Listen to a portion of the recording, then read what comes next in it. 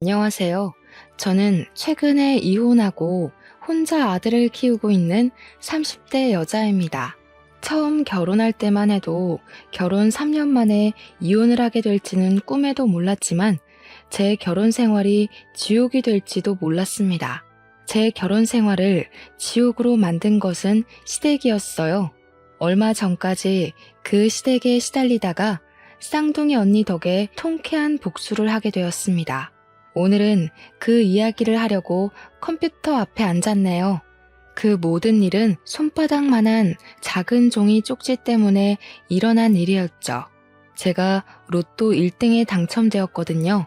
사람들은 로또에 당첨되고 행복은 잠시뿐이고 다시 불행을 겪게 된다는 말 들어보셨을까요? 하지만 제게 로또는 정말 행운을 가져다 준 행복 열차 탑승권이었어요. 딱 그 일만 빼면 말이죠.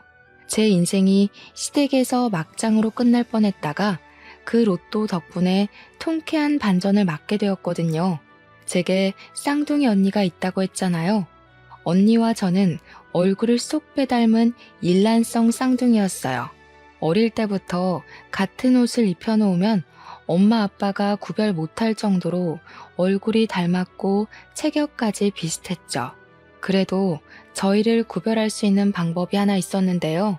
그건 바로 성격과 취향이 너무 달랐습니다. 말수가 적고 차분해서 모든 일에 소극적인 저와 다르게 언니는 모든 일에 적극적인 데다가 말도 많고 활발했습니다. 둘이 길을 가다가 어른들께 기어들어가는 목소리로 인사를 하면 저고 씩씩하게 인사하면 언니라고 구별할 정도였습니다. 엄마는 저희를 보고 모든 활력은 언니가 가져갔다고 할 정도였죠. 언니는 공부 또한 잘했습니다.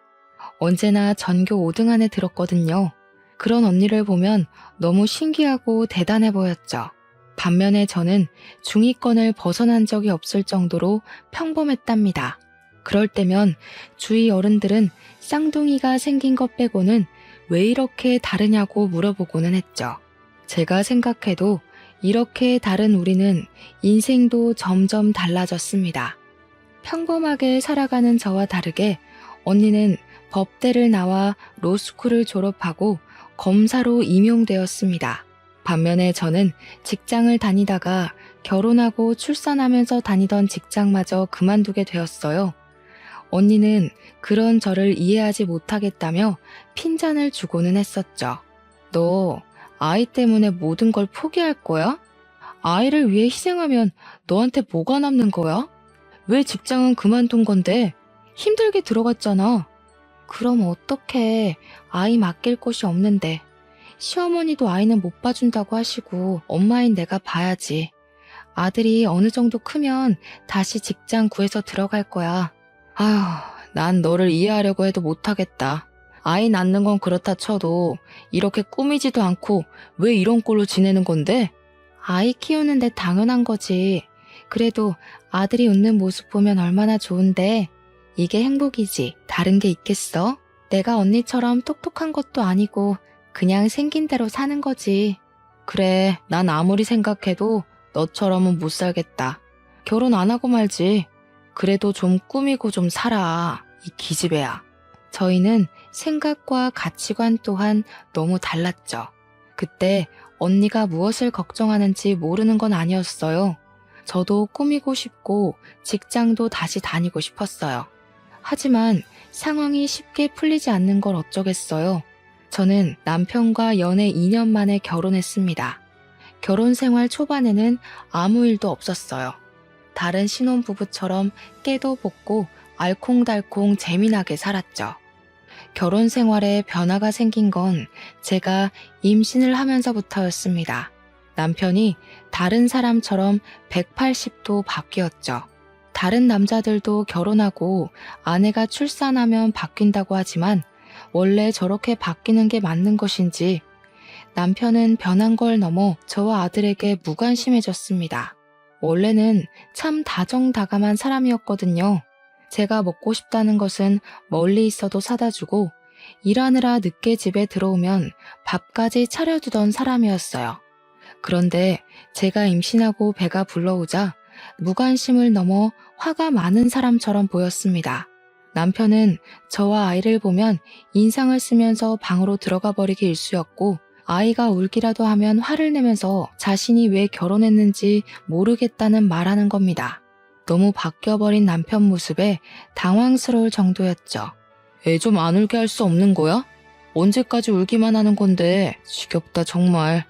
우는 소리 듣기 짜증난다고. 처음에는 남편이 짜증 섞인 화를 낼 때 어떻게 아이를 달래야 할지 모르겠더라고요. 주위에 육아에 대해 물어볼 사람도 없고, 제가 잘못해서 아이가 우는 것은 아닌지 걱정되잖아요. 서툰 엄마 때문에 아이가 더 민감하게 구는 걸 수도 있는 거니까요. 한참을 안고 어르고 달래어도 아들은 쉽게 울음을 그치는 법이 없었습니다. 제 노력에도 남편의 짜증은 더욱 심해져만 갔죠. 아무리 말이 없고 참는 데 익숙한 저라도 남편의 짜증이 심해지자 화가 났습니다. 아이씨, 진짜 짜증난다고. 어떻게 좀 해보라니까?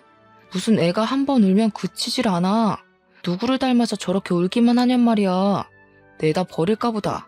애니까 당연히 울지. 그럼 웃어? 우는 거로 배고프다, 쉬했다 의사 표현을 다 하는 거야. 당신은 아들이 예쁘지도 않아? 왜 그렇게 짜증만 내는 건데? 육아도 살림도 다 내가 하잖아. 돈 벌어오는 게 그렇게 힘들어? 나는 종일 집에서 애랑 시달리는데. 그럼 당신이 밖에서 돈 벌어오던지. 다른 여자들은 아이 어린 집 맡기고서 잘도 일하러 다니더라. 그런데 당신은 애 직접 키운다고 잘 다니던 직장까지 때려치우고 이게 뭐 하는 짓이야? 종일 방구석에 처박혀서 집 꼬락서니 봐. 이게 살림했다고 말하는 거야? 돼지우리도 우리 집보다 깨끗하겠다. 아이가 어려서 치워도 어질러 놓는 걸 어떡해?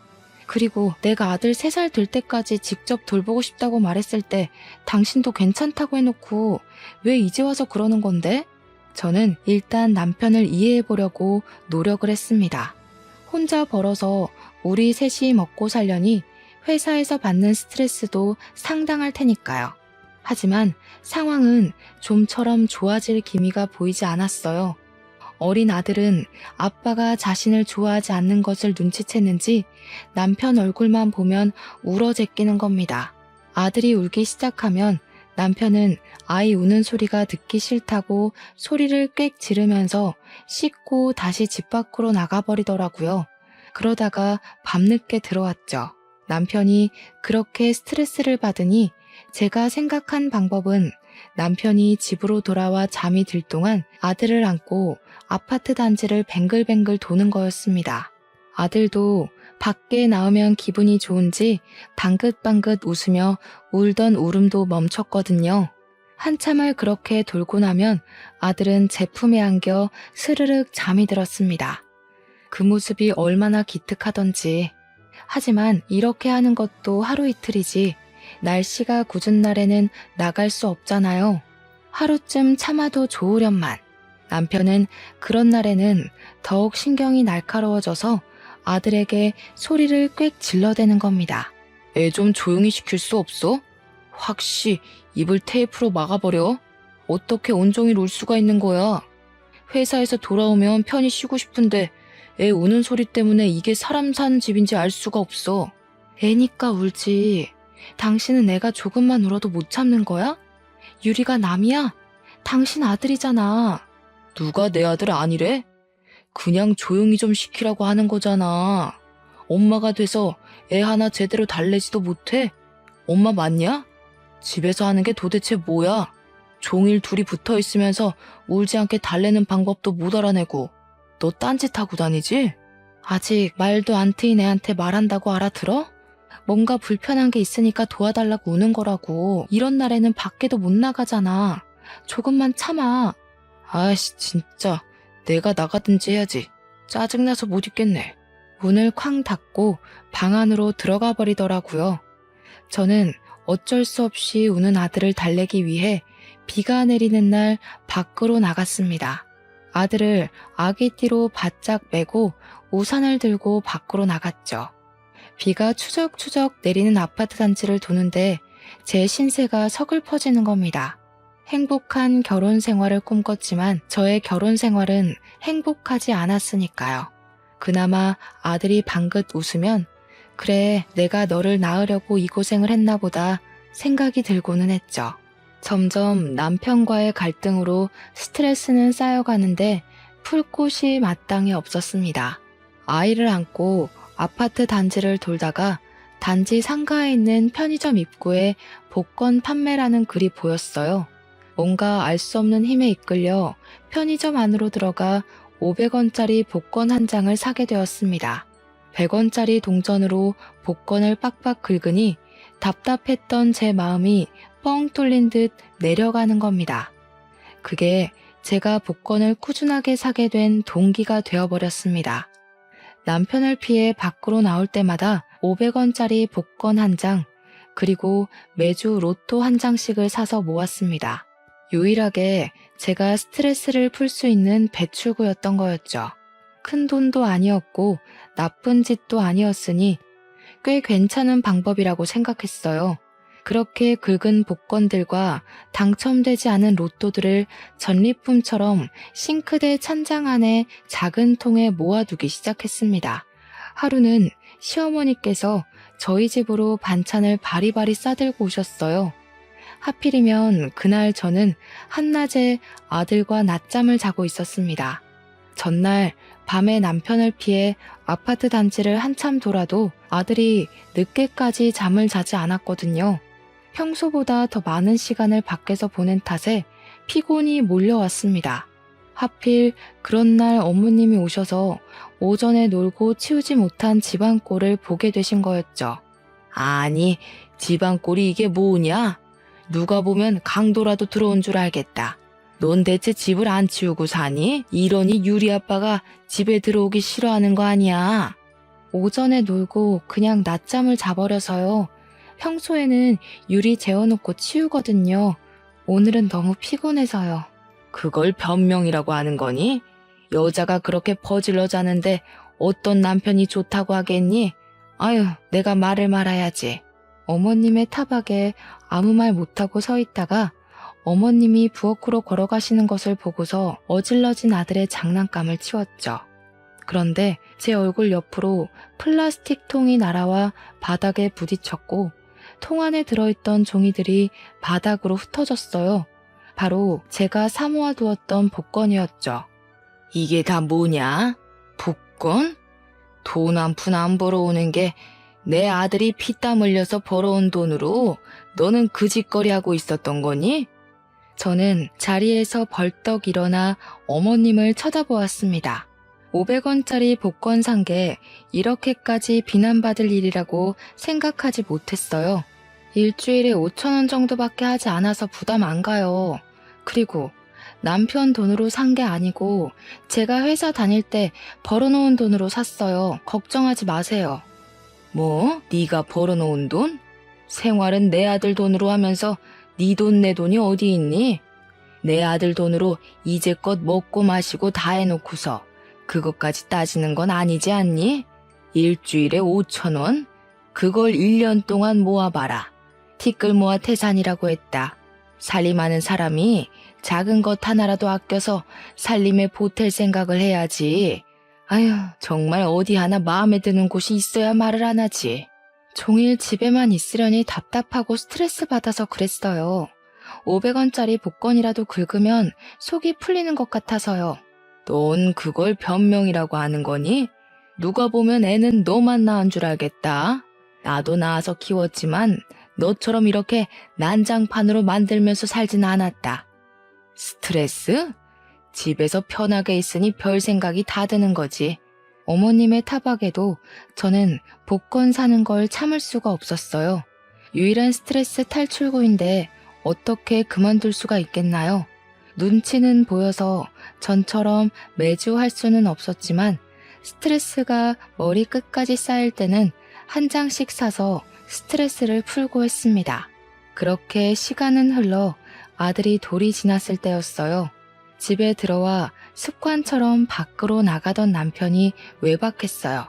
아무리 늦어도 외박까지는 하지 않던 사람인데 말이죠. 전화해도 받지 않으니 무슨 일이 있는 건 아닌지 걱정이 됐죠. 저는 뜬 눈으로 밤을 지새웠는데 남편은 아침이 다 되어서 집으로 돌아왔습니다. 남편의 얼굴에는 좋은 일이라도 있었는지 미소가 번져 있었어요. 뭐 하느라 이제야 들어오는 거야? 전화는 왜 안 받는 건데? 내가 얼마나 걱정한 줄 알아?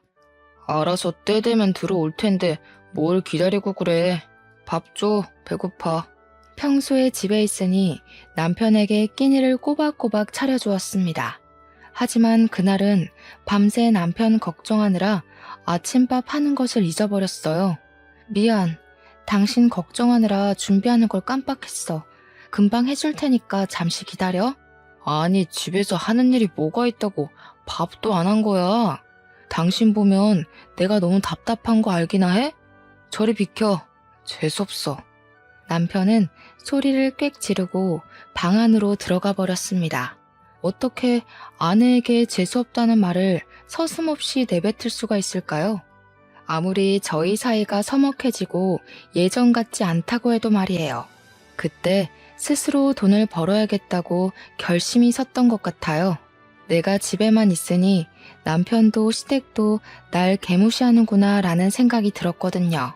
그날부터 아들을 보낼 어린이집을 알아보고 직장을 알아보게 되었어요. 이제 걸음마를 뗀 아이를 품에서 떨어뜨려 놓으려니 마음이 좋지 않았습니다. 아무것도 모르는 아들은 제 품을 떠나 선생님 품에 안기자 엉엉 울어제끼는데 마음이 찢어질 듯이 아파왔습니다. 그래도 어쩌겠어요. 이대로 시댁과 남편 무시 속에서 사는 것을 아들에게 보여주는 것보다 당당한 워킹맘을 보는 게 아들에게 좋지 생각하며 참고 견뎌야 했습니다. 직장을 알아보는데 2년을 쉬었으니 마땅한 일자리가 없었어요. 연락을 받고 면접을 보러 가면 아이가 돌이라는 말에 손사래를 치는 일도 있었습니다. 아이 엄마들은 결근과 조퇴를 밥 먹듯이 한다고 말이죠. 이런 실정이니 우리나라가 출산율이 낮을 수밖에 없다는 것을 깨닫게 되었어요. 저도 면접을 보고 나오면서 둘째를 낳는 것은 포기해야겠다 생각했으니까요. 터벅터벅 걸어서 아들을 데리러 어린이집으로 가는 길에 로또 1등 당첨이라고 현수막이 붙은 작은 복권 가게가 눈에 띄었어요. 습관이 무섭다고 한 장 살까 하는 생각이 번뜩 들더라고요. 그러다가 고개를 절레절레 흔들면서 지금 형편에 언제 취업할지도 모르는데 5천 원이라도 아끼자 하고 참았죠. 그런데 머리와는 다르게 제 두 발은 복권 가게로 향했습니다. 그리고 로또 한 장을 사서 밖으로 나왔죠. 손에 들린 복권을 보면서 이것도 중독이 된 건가 싶은 겁니다. 그동안 꼬박꼬박 복권을 사 모았으니까요. 가방에 로또를 집어넣고 어린이집에서 아들을 데리고 집으로 돌아왔어요. 집에는 남편이 일찍 와서 저를 기다리고 있었습니다. 당신 벌써 와 있었어? 배고프지? 금방 밥 차려줄게. 조금만 기다려. 오랜만에 일찍 들어온 남편을 보니 기분이 좋았습니다. 제가 나가서 일하고 꾸미면 남편도 예전처럼 돌아올지도 모른다는 기대를 하게 되었죠.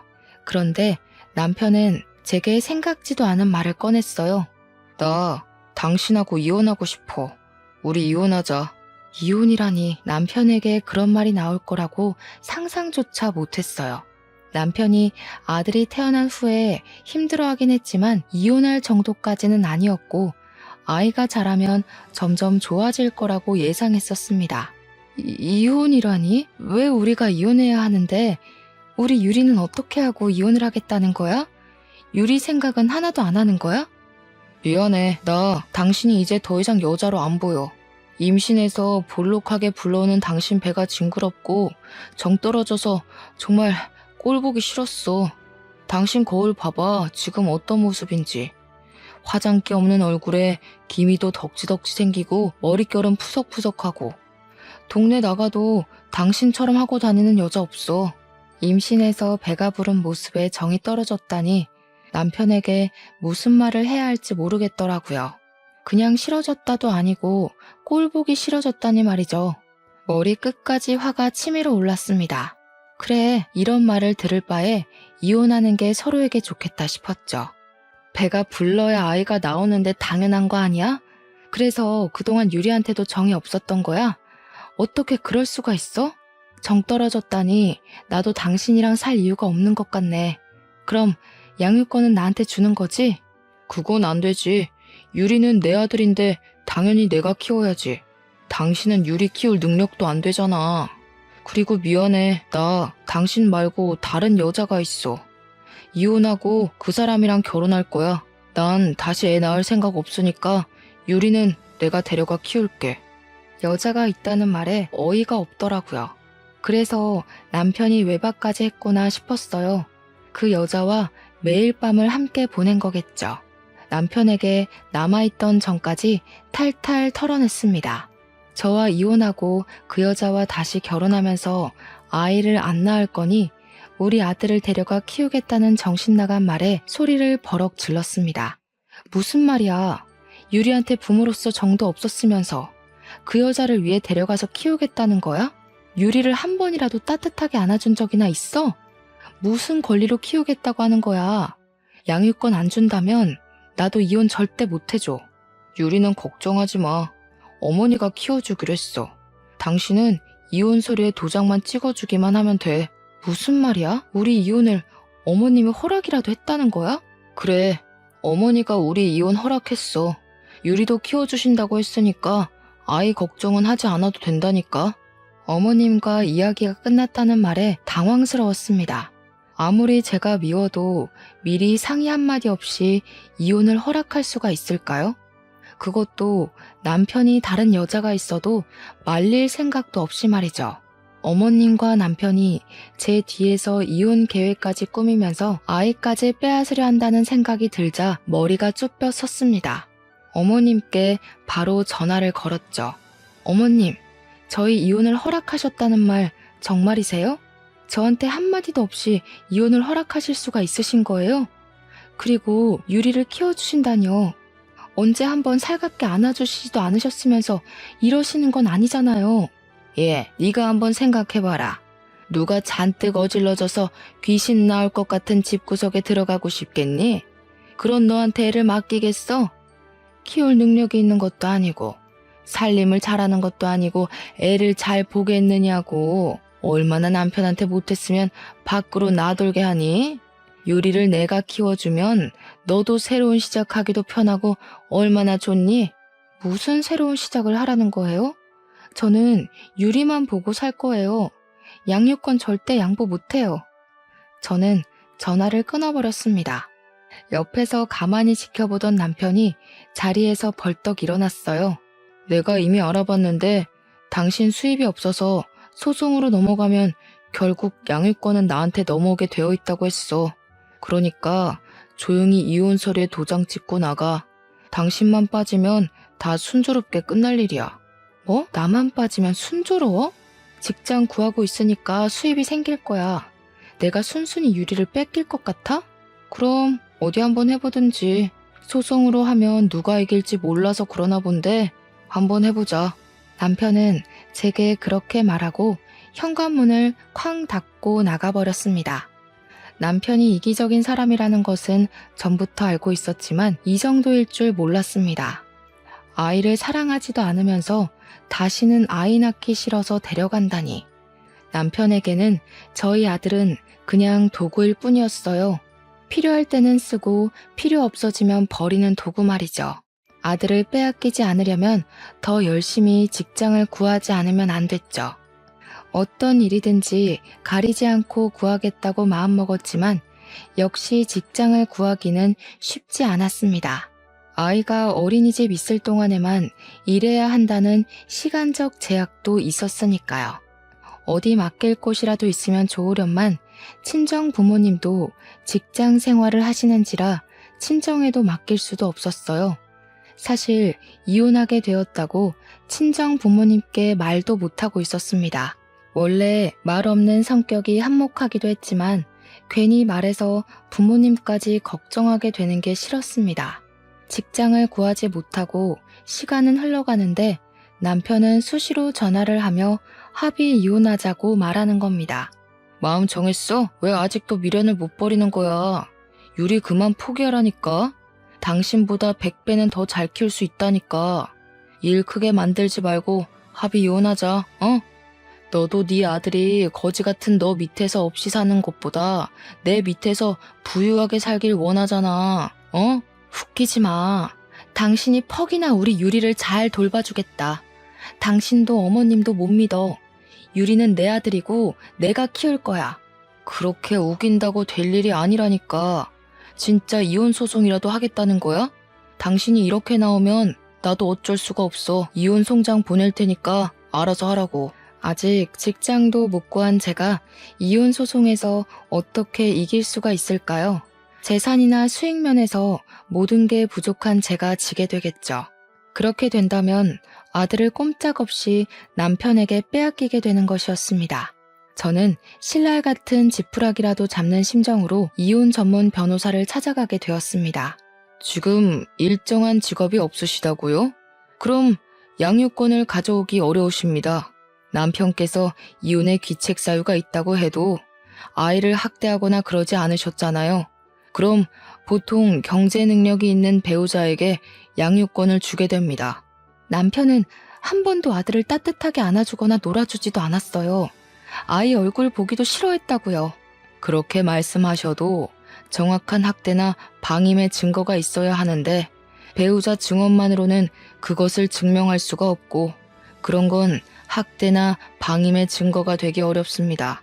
결국은 제가 직업도 없고 가진 것이 없어서 이대로 아들을 빼앗겨야 한다는 것이었죠. 변호사는 제게 명함을 내밀었습니다. 양육권은 가져가실 수 없어도 귀책 사유는 남편분에게 있으니 위자료는 받으실 수 있을 겁니다. 소송으로 가게 되시면 연락해 주십시오. 저는 명함을 집어들고 자리에서 일어났습니다. 명함을 가방에 넣으려고 보니 가방 한 구석에 전에 샀던 로또가 들어있었습니다. 절박한 심정이 되니까 아직 확인하지 않은 복권이 더 간절해지는 거 있죠? 제발 당첨되라 하고 말이에요. 변호사 사무실을 나오면서 로또를 집어들고 핸드폰으로 번호를 확인했어요. 로또에 당첨이 되면 돈 때문에 아들을 빼앗기지 않아도 되니까요. 숫자 하나하나 확인해 갈 때마다 심장이 쿵쾅거렸습니다. 신기하게 핸드폰에 있는 숫자와 로또 종이의 번호가 딱딱 들어맞았거든요. 마지막 6번째 숫자까지 들어맞자 저는 그 자리에서 소리를 지르고 말았습니다. 지나다니는 사람들이 저를 미친년처럼 쳐다보아도 너무 행복했어요. 그냥 죽으라는 법은 없나 봐요. 이 복권은 남편이 제게 이혼 서류를 내밀던 그날 산 복권이었어요. 그동안 확인해 볼 생각도 못하고 있었는데 이런 행운이 찾아오다니. 핸드폰에 적힌 당첨금을 보고 저는 눈을 비볐어요. 30억. 평생 일을 해도 못 만질 만한 금액이 찍혀 있었습니다. 저에게서 그 돈은 하늘에서 내려온 동아줄이었습니다. 아들을 그 지옥 같은 시댁에 보내지 않아도 되니까요. 얼마나 떨리고 긴장이 되던지. 다음 날 바로 신분증과 복권이 든 가방을 꼭 끌어안고 농협은행 본점으로 찾아갔습니다. 농협 직원은 복권을 확인하고 새로운 통장에 당첨금을 입금해 주었습니다. 세금을 제외하더라도 제 통장에는 20억이 넘는 돈이 찍혀 있었어요. 두 눈으로 통장에 찍힌 돈을 보고도 실감이 나지 않더라고요. 이게 정말 내 돈이 맞는 건가 싶었죠. 이 돈이면 집을 구하고 아들과 함께 남은 여생을 편하게 보낼 수 있다는 생각을 하니 마음이 들떴습니다. 저는 당첨금을 받고 변호사를 찾아가 로또 당첨되었다고 말했습니다. 이 정도면 아들의 양육권을 되찾을 수 있냐고 물어보았어요. 로또 1등 당첨되어서 20억이 넘는 돈을 실수령액으로 받았어요. 이 정도 돈이면 직장이 없어도 아들 양육권을 되찾을 수 있는 거죠? 변호사는 저를 보고 당황했습니다. 며칠 전만 해도 거의 빈털터리로 찾아왔던 여자가 갑자기 복권 당첨이 됐다고 찾아왔으니 놀랄만도 하죠. 네, 충분합니다만 완벽하게 양육권을 가져오려면 아들을 부인께서 혼자 돌봤다고 증명해 줄 사람이 필요한데 누가 증명해 줄 사람이 있을까요? 증인이요? 증명해 줄 사람이 있을지 모르겠네요. 특별한 일이 아니면 대부분 집에 있어서 친구들도 어쩌다 한 번씩 만났거든요. 그래도 일단 경제적으로 해결은 되셨으니까 확실하게 증언 서술뿐만 있으면 이건 저희가 이기는 재판이 될 겁니다. 천천히 생각해 보세요. 변호사에게 알겠다 말하고 사무실을 나왔습니다. 돈만 있으면 완벽하게 아들을 데려올 수 있을 거라고 생각했는데 생각지도 못한 증인을 찾으라니 당황스럽더라고요. 출산 후에는 친구들도 만날 시간이 없고 평소 저는 제 사정에 대해서는 친정에도 말을 아껴왔던 터라서 딱히 증명해줄 사람이 없었습니다. 집으로 돌아오는 길에 아파트 밑에 있던 편의점이 눈에 띄었습니다. 매일 비슷한 시간에 들려서 복권을 샀던 그 편의점 말이에요. 밤에는 알바를 구하기 힘들다면서 아파트에 사시는 주인분이 직접 편의점을 운영했던 게 떠올랐죠. 주인 아주머니께서는 가끔 제게 말을 건네시면서 날씨가 궂은 날에도 아이가 잠을 못 자느냐고 물어보시곤 했어요. 그때 아주머니께 남편에 관해 얘기했었어요. 아이 울음소리에 너무 예민해서 남편이 잠을 못 자니 밖으로 나왔다고 말이죠. 아주머니가 증인이 되어 주시기만 한다면 재판을 완벽하게 제가 유리하게 이끌어갈 수 있었죠. 저는 편의점으로 들어갔습니다. 다행히 주인 아주머니가 계셨어요. 아주머니께 한참 저의 사정을 이야기를 했습니다. 아주머니는 흔쾌히 제 증인이 되어주시겠다고 하셨어요. 아이고, 그런 일이 있었구나. 그래서 매번 그 늦은 시간까지 아들하고 돌아다녔어? 걱정하지 마라. 내가 증언해 줄 테니까. 그런데 어떻게 하는 거야? 이혼 가사 조사관이 소환하거나 전화가 걸려오면 있는 사실 그대로 말씀만 해주시면 돼요. 제가 왜 밖에서 아들을 데리고 있어야 했는지, 그리고 왜 복권을 사야 했는지 말이에요. 그럼 있던 일만 말하면 된다는 거지? 걱정하지 마. 아유, 새댁이 그동안 고생이 많았네. 그런 싹수가 노란 놈이랑은 일찍 헤어지는 것도 답이야. 미련두지 않고 이혼 선택한 게 잘한 거지. 제 부탁을 들어주시겠다고 말하는 아주머니께 정말 감사했습니다. 이혼 소송이라도 법원에 출석할 수 있다는 게 조금 그렇잖아요. 이혼 소송이 진행되고 가사 조사까지 끝이 나자 남편과 저는 법원에서 얼굴을 마주하게 되었습니다. 남편은 당연히 자신이 이길 줄 알았는지 얼굴에 미소까지 걸려 있더군요. 저희의 첫 이혼 조정은 그렇게 길지 않게 끝이 났어요. 남편의 유책 사유는 너무 뚜렷했으니까요. 남편의 외도와 가정의 불성실함이 이혼의 주된 이유였죠. 남편도 그것은 인정한다고 했습니다. 저와 빨리 이혼하고 그 여자와 살 생각이었는지 모든 것을 다 받아들이고 위자료까지 흔쾌히 지급하겠다고 하는 겁니다. 저렇게까지 해서라도 저와 이혼하고 싶다니 속으로 쾌재를 불렀습니다. 양육권으로 이야기가 바뀌어가자 남편은 저를 보면서 입가에 미소까지 띄웠습니다. 남편의 변호사가 제가 양육권자로서 얼마나 능력이 없는지 발언을 시작했습니다. 지금 아내는 일정한 직장도 수입도 없어 재산이 거의 없는 실정입니다. 아내는 자녀를 키울 능력이 없는데 양육권을 주장하고 있습니다. 지금 남편분은 아내에게 양육권을 주더라도 과연 제대로 자녀를 돌볼 수 있을지 걱정하고 있습니다. 아내가 복권 중독 증세를 보이고 있기 때문입니다. 아내는 일주일에 3번 정도는 긁는 복권을 사고 로또까지 사고 있습니다. 일정한 수입이 없는 아내가 아이 돌보기를 소홀히 하고 복권 구매에 생활비를 낭비하고 있는 것이죠. 여기 증거 제출하겠습니다.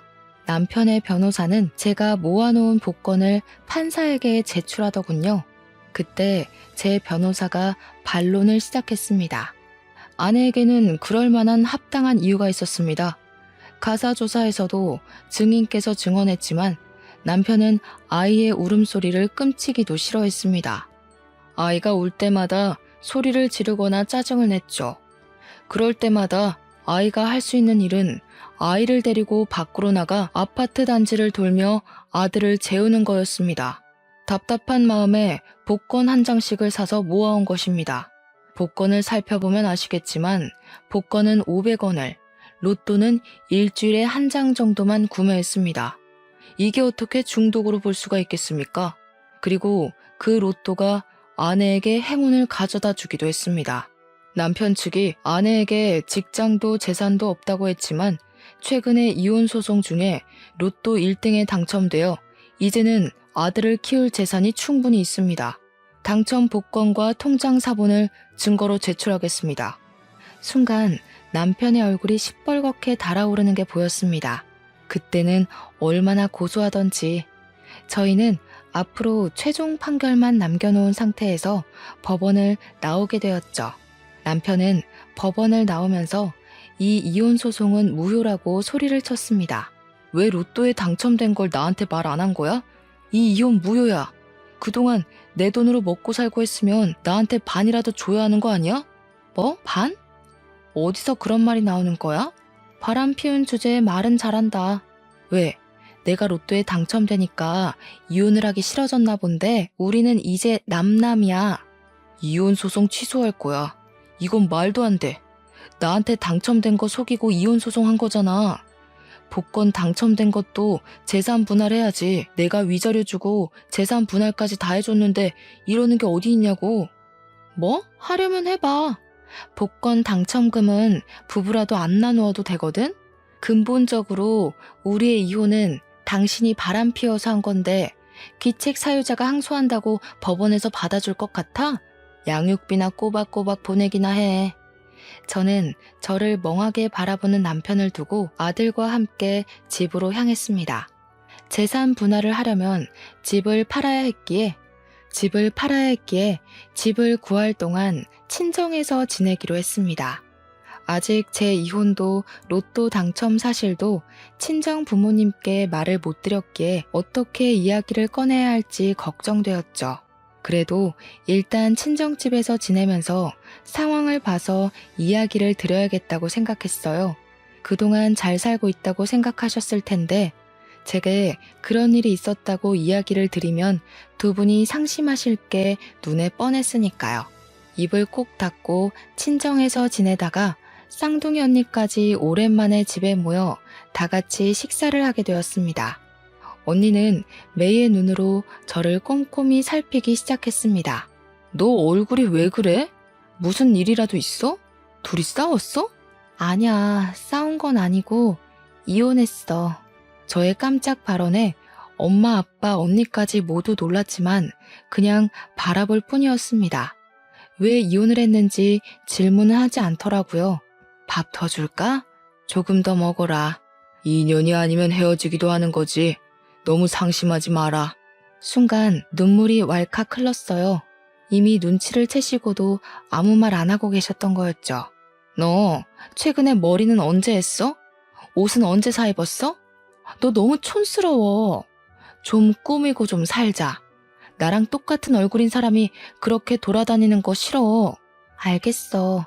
이제 나도 꾸미고 할 거야. 걱정하지 마. 안 되겠다. 밥 먹고 나가자. 내일 안 받은 지 오래됐지? 오늘 다 하자.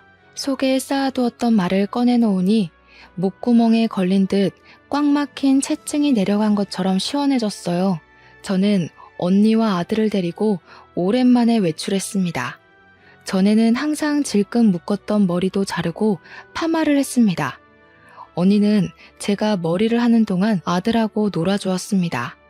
원체 아이를 싫어하고 귀찮다고 하던 언니는 본인의 조카는 예뻐 보이는지 열심히 놀아주었습니다. 낯을 심하게 가리던 아들도 언니가 제 얼굴과 똑 닮아서였는지 잘 안겨서 놀더라고요. 오랜만에 머리도 하고 네일도 하고 나니 제 표정도 한결 밝아져 있었습니다. 앞으로는 이런 일상만 가득하기를 빌었죠. 머리를 하고 헤어샵에서 나오는데 언니가 예쁜 옷이 많은 가게를 안다며 저를 데리고 갔어요. 기왕 오랜만에 나온 김에 옷도 사고 싶었는데 잘 됐다며 언니를 따라 나섰죠. 아이를 낳고 언제나 늘어진 티셔츠만 입다가 예쁜 옷들을 보니 마음이 들떴습니다. 아들을 언니에게 맡기고 옷 몇 벌을 골라 피팅룸에서 갈아입어 보기로 했어요. 옷을 갈아입고 안에 걸린 거울에 비친 모습을 보며 내게도 이런 예뻤던 모습이 있었는데 하는 생각이 들었습니다. 아들을 얻었으니 결혼했던 걸 후회하는 건 아니었지만 가슴 속에 무언가 찝찝한 건 어쩔 수 없었죠. 행복했던 결혼 생활도 아니었고 우리가 좋게 헤어진 사이도 아니었으니까요. 옷을 갈아입고 밖으로 나왔습니다. 그런데 아들을 안고 있던 언니가 보이지 않았죠. 제가 두리번거리며 언니를 찾고 있을 때 매장 직원이 다가왔어요. 손님, 같이 오셨던 분이 방금 어떤 남자 두 분과 함께 밖으로 나가셨어요. 그런데 분위기가 좋아 보이지 않아서 지금 손님께 물어보려고 했는데 나오셨네요. 어떤 남자들과 나갔다니 깜짝 놀랐습니다. 어떤 남자들이요? 어떻게 생긴 사람들이었는데요? 서로 친해 보이시진 않으셨는데. 저도 잠시 재고를 확인하러 간 사이에 나가는 뒷모습만 본 거라서 자세히는... 갑자기 언니가 사라져서 당황스러웠습니다. 언니가 아는 사람들을 우연히 만난 건지 아니면 무슨 일이 생긴 것인지 알 수가 없잖아요. 언니에게 아무리 전화를 걸어 보았지만 받지 않았습니다. 무슨 일인지 알 수도 없고 정확한 상황을 모르니까 신고도 못하겠고 옷가게에서 1시간 정도 이러지도 저러지도 못하고 시간을 보내게 되었습니다. 다시 핸드폰을 들었을 때 언니에게 전화가 왔습니다. 너 어디야? 지금 바로 경찰서로 와. 경찰서? 경찰서는 왜 간 거야? 유리한테 무슨 일이라도 생긴 거야? 언니는 제게 잔말 말고 경찰서로 오라고 말하고 전화를 끊어버렸어요. 저는 바로 경찰서로 달려갔습니다. 그곳에는 남편과 시어머니가 나란히 어떤 남자들과 잡혀와 있었습니다. 언니는 경찰서로 들어오는 저를 보고 눈을 찌푸리더군요. 너 왜 말 안 했어? 그런 일이 있었으면 진작 말을 했어야지. 검사 언니 뒀다 언제 쓸래? 제부가 바람 피워서 이혼한 거라며. 양육권 때문에 소송하고. 너는 정말 그 꽉 다물고 있는 입 좀 고쳐라. 로또 당첨되어서 양육권 가져간 건 다행인데 제부랑 너희 시어머니가 짜고 너를 납치해서 돈을 갈취하려고 했어. 납치한 놈들이 너로 착각하고 나를 데려갔기에 망정이지. 진작 말했으면 내가 다 알아서 했지. 남편과 시어머니는 제 로또 당첨금을 노리고 사람을 시켜 저와 아들의 납치를 지시한 거였습니다. 제 스타일이 하루아침에 바뀌어버려서 남자들은 아이를 안고 있던 언니를 저로 착각해서 납치를 하게 된 것이었죠. 언니는 처음에 순순히 그들에게 따라가는 척하다가 그 사람들의 대화로 모든 정황을 알아내고 자신이 제가 아닌 쌍둥이 언니라는 것을 밝혔다네요. 남자들은 언니가 현직 검사라는 사실에 당황해서 남편에게 전화를 걸게 되었고 언니는 자수하지 않으면 가만 안 둔다고 했답니다. 남편과 시어머니는 바로 경찰에 자수를 했다네요.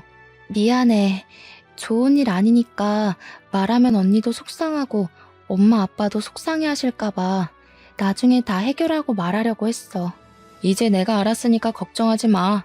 이런 짐승만도 못한 것들은 언니가 책임지고 콩밥을 먹여줄 테니까. 알겠지? 언니의 말에 남편과 시어머니가 두 손을 비비면서 빌기 시작했어요. 여보, 내가 잘못했어. 한 번만 봐주면 안 될까? 내가 유리 아빠잖아. 유리를 봐서라도 한 번만 봐주면 안 돼? 그래, 유리 엄마야. 유리 얼굴 한 번만 봐서라도 용서해줘라. 오죽했으면 우리가 이랬겠니? 저는 남편과 어머님의 말에 어이가 없었습니다. 아들 핑계를 대면서 용서를 해달라니. 사람을 납치하고 돈을 뜯어내려 했던 사람들이 말이죠. 죄송하네요. 용서할 마음이 전혀 안 생기네요. 사람을 납치해서 돈까지 빼앗으려고 해놓고 유리 핑계를 대요? 사랑해 자기야. 알잖아. 내가 당신 얼마나 사랑했는지. 내가 잠시 미쳤었나 봐. 저를 사랑한다면서 옷깃을 붙잡는 남편을 보니 화가 치밀어 올랐습니다. 손을 들어 남편의 뺨을 내리쳤죠. 사랑? 임신해서 배가 나왔을 때 정 떨어졌다고 하던 사람이 누구였지? 나를 쳐다보기도 싫다고 했지? 내가 지금 딱 그런 기분이야. 다시는 그 더러운 얼굴 꼴도 보기 싫어. 남편은 할 말을 잃고 저를 빤히 쳐다보더라고요. 항상 그에게 아무 말도 못했던 저였으니까요. 이렇게 된 마당에 남편에게 못할 말이 어디 있었겠어요. 다시는 꼴도 보기 싫었죠. 어머님도 다시는 유리 얼굴 보려고 하지 마세요. 찾아와도 제가 절대 얼굴 안 보여줄 거니까요. 그리고 야, 유리가 당신한테 뭘 배울 게 있겠어? 너같이 아빠 같지도 않은 게 아빠 연기하려고 하고 있어. 내가 만만해? 너 같은 건 감옥 가서 평생 썩어버려야 해. 이 개 같은 것들아. 저는 소리를 꽥 지르고 경찰서를 나왔습니다. 계단을 내려오는데 언니가 제 어깨를 툭툭 두드렸습니다. 길어야 실형으로는 1년 정도밖에 못 살 거야. 집행유예로 끝이 날 수도 있고. 그래도 이번 사건으로 너희 이혼 재판은 너한테 아주 많이 유리하게 돌아갈 거야. 저는 그거면 좋겠습니다. 언니를 납치한 걸 생각하면 콩밥을 두둑히 먹일 수 있었으면 좋겠지만 그래도 언니가 다치지 않고 돌아왔으니까요. 저희의 이혼 재판은 당연히 저의 완승으로 끝이 나게 되었습니다. 아파트야 결혼할 때 반반 부담해서 샀으니 당연히 재산 분할에 포함이 되었고 불륜으로 귀책 사유가 뚜렷했던 남편은 저에게 위자료 1,000만 원과 납치 사건으로 양육권도 박탈당하게 되었죠. 남편은 재판 내내 아무 말도 없이 고개 한번 들지 못하더군요. 저는 재판이 끝나고 자리에서 일어나면서 남편에게 말했어요. 난 말이야, 당신이랑 산 결혼 생활이 전혀 즐거웠던 기억이 없었던 것 같아. 왜 그렇게 미련하게 당신에게 말 한마디 못했는지 모르겠지만 이제는 할 수 있을 것 같아. 다시는 마주치지 말자. 내 앞에도 유리 앞에도 안 나타났으면 좋겠어. 유리가 당신 같은 아빠에게서 태어났다는 걸 알면 얼마나 속상하겠어. 유리가 크면 아빠는 이 세상에 없다고 말할 거야. 당신도 나나 유리한테 특별한 감정 없잖아? 남은 재판 잘 받아. 남편은 끝까지 고개를 들지 못했습니다. 언니에게 들은 말로는 남편은 시어머니와 함께 납치 공갈 협박으로 징역 1년 반을 선고받게 되었답니다. 얼마나 속이 시원하던지. 남편은 당연히 그 여자와도 헤어지게 되었다네요. 당연한 결과였죠. 어떤 여자가 빈털터리의 범죄자가 된 사람과 계속 만나겠나요? 남의 가정을 찢어놓으며 남편과 결혼하려 했던 그 여자의 결심은 딱 그 정도밖에 되지 않았던 거겠죠. 남편은 결국 원하던 모든 것을 잃게 되었습니다. 직장에서도 잘리고 저와 헤어지고 결혼했던 여자에게 버림받았으니까요. 그리고 검사인 언니 덕분에 남편과 시어머니에게 접근금지 가처분 신청까지 해버려서 이제 남편과 시어머니가 출소한다고 해도 저와 아들 앞에 나타날 일이 없어졌습니다. 지금 저는 새로운 집으로 이사도 하고 친정 부모님과 즐거운 생활을 보내고 있어요. 여전히 제 입은 무겁고 먼저 말을 잘 꺼내지 않지만 전보다는 덜 과묵해지려고 노력하고 있어요. 아들이 옹알이를 시작하면서 이것저것 물어보기 시작했거든요. 엄마가 말이 많아야 아이의 언어 능력이 빨리 늘어난다고 하더라고요. 언니는 아직도 제게 말하는 게 부족하다고 타박을 하기도 합니다. 연습을 더 하라나요? 언니 눈에는 아직 부족해 보이나 봐요. 네, 언니가 아니라 제가 납치를 당했다면 저는 언니처럼 당당하게 그들을 제압할 수 있었을까요? 지금 제 모습을 보면 그건 어려웠을 테죠. 하지만 점점 더 나아지려고 노력을 하고 있으니 언젠가는 언니처럼 당당하게 제 속마음을 표현할 날이 올 거라고 생각해요. 남편과 결혼 생활을 할 때 조금 더 제 의견을 당당하게 내보였으면 남편도 시어머니도 무시하지 않았을 텐데 왜 한마디도 못하고 모든 것을 속으로 삭혔는지 지금은 아쉬울 뿐이에요. 뭐 제가 표현을 했더라도 저희의 이혼은 불가피했겠지만 말이죠. 저는 아직도 지나가는 길에 복권방이 보이면 가끔 복권을 사고는 합니다. 지금 같은 행운이 찾아오지 않겠지만 아직도 무언가 부족한 저를 채우기 위해 사는 것 같아요. 언젠가 제가 복권이 사지 않는 날이 오면 부족한 부분이 채워졌다는 거겠죠. 저의 사연은 여기까지입니다. 말로는 꺼내지 못해도 이렇게 사연을 글로 남기니 조금은 속이 뚫리는 것 같습니다. 제 사연을 읽어주셔서 감사합니다.